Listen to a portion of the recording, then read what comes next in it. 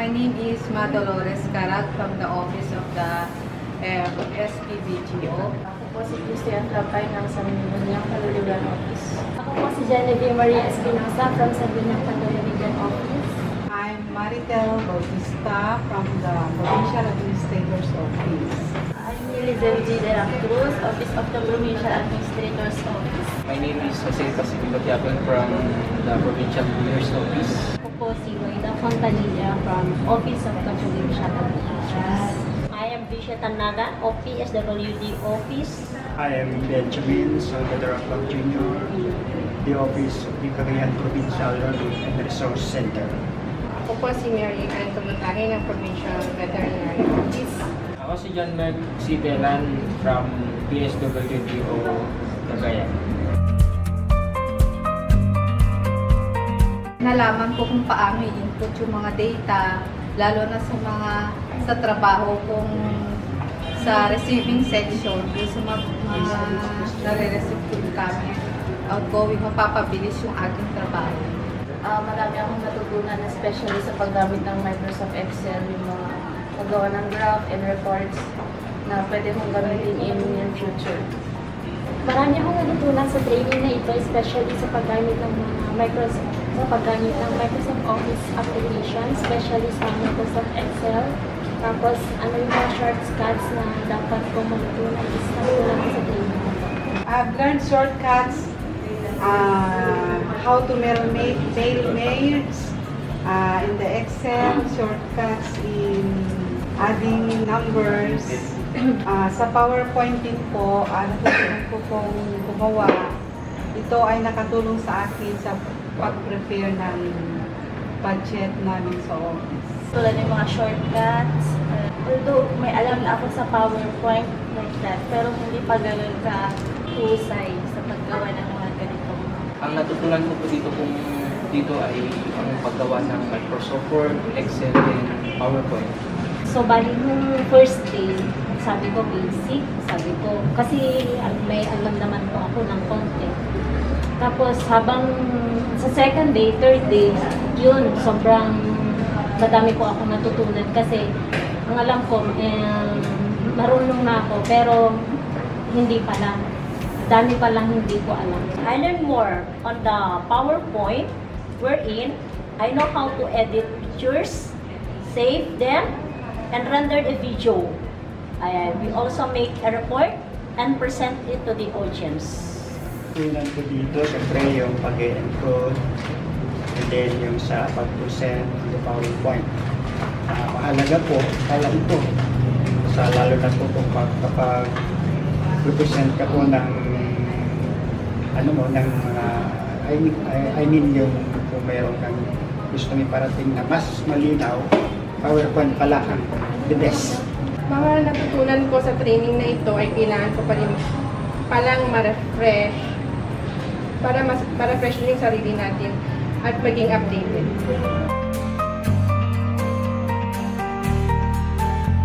Yun po ang weakness ko doon sa computers kasi meron po yung kailangang matutunan ko kung lalo na yung mga shortcut method, yung hindi ako mapapagalan at mamimit ko yung mga deadlines na pinapagawa sa akin.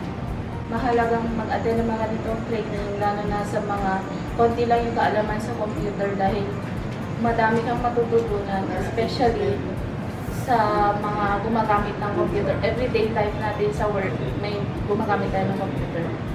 Yung mga matutunan sa mga training na iba is magagamit mo siya sa pang-araw-araw, hindi lang sa office. Pwede mo rin itong i-share sa ibang tao lang na hindi pa po gaano alam ang paggamit ng computer. Para matutunan nila ang mga shortcuts na hindi pa nila nalalaman para madali ang paggawa ng mga reports o kung ano yung mga pinagagawa sa office. Mahalaga ang pag-attend sa mga training na tulad nito dahil ito ay ginagamit natin sa trabaho natin. Pag-attend sila in order to make their work easier because it is very important to learn the techniques and using of computer.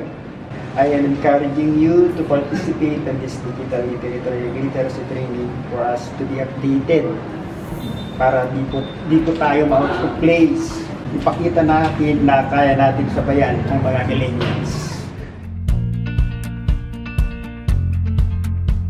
Dapat maging attentive po tayo sa pag-attend ng training na ito.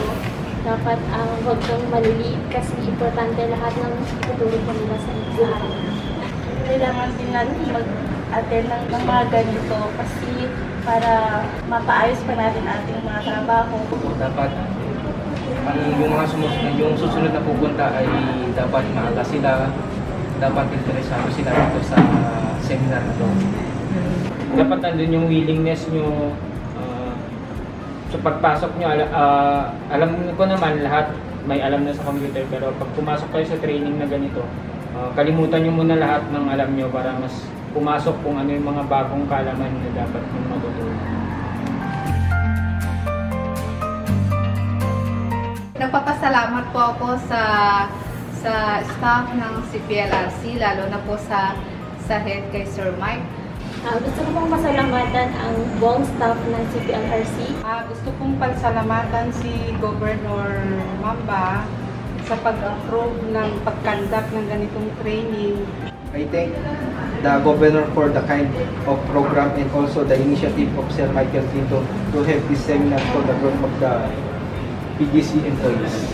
Nagpapasalamat po ako sa CPLRC, lalong-lalo na po sa trainer namin, si Sir Dan, si Sir Alfred, sa mga staff. Thank you to our beloved Governor, Dr. Manuel N. Mamba, for coming up with this kind of training for us to be educated, lalo na sa panahon ng computer age. Thank you din kay Sir Michael Pinto at sa dalawang mabait at matyagang facilitator namin na sina Kuya Dan at Alfred.